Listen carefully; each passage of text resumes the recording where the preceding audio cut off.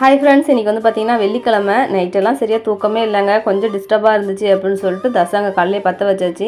என்னாச்சுன்னு பார்த்தீங்கன்னா குட்டிமாவுக்கு நைட்டு ஃபுல்லாக காய்ச்சல், அதனால் சரியாக தூங்கவே விடலை.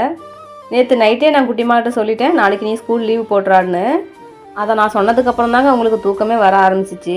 எல்லாத்து வீட்லேயும் எல்லா குழந்தைங்களும் எப்படி இருந்தாங்கன்னு தெரியல. ஆனால் என்னுடைய குழந்தைங்க வந்து பார்த்திங்கன்னா பிறந்ததுலேருந்தே ஒரு 5 வயசு வரலையும் என்னை நைட்டு வந்து நல்லா தூங்கவே விட மாட்டாங்க. ஜெய்குட்டியும் அப்படி தான், குட்டிமாவும் அப்படி தான். குட்டிமா இப்போ வரலையுமே நைட்டில் வந்து ஒரு 3 இல்லைனா 4 டைம்ஸாவது கண்டிப்பாக எந்திரிச்சிடுவாங்க.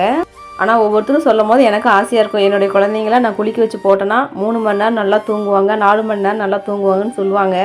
ஆனால் அந்த குடுப்பனை எனக்கு இல்லை. ரொம்ப குழந்தையாக இருக்கும் போதெல்லாம் எப்படா அந்த குழந்தைங்க கொஞ்சம் பெருசாவாங்கன்னு எனக்கு தோணும். இப்போ ஓரளவுக்கு பரவாயில்ல, வளர்ந்ததுக்கப்புறம் நல்லா தூங்குறாங்க. உங்கள் குழந்தைங்கள்லாம் எப்படி இருந்தாங்கன்னு சொல்லிட்டு கமெண்ட் பண்ணுங்கள். ஜெய்குட்டிக்கு பிரேக்ஃபாஸ்ட் லஞ்செலாம் சூப்பராக ரெடி பண்ணி ஸ்கூல் அனுப்பி விட்டாச்சு. குட்டிமாவுக்கு இன்னும் லைட்டாக காய்ச்சல் இருக்குது, அதனால் ஸ்கூல் லீவ் போட வச்சாச்சு.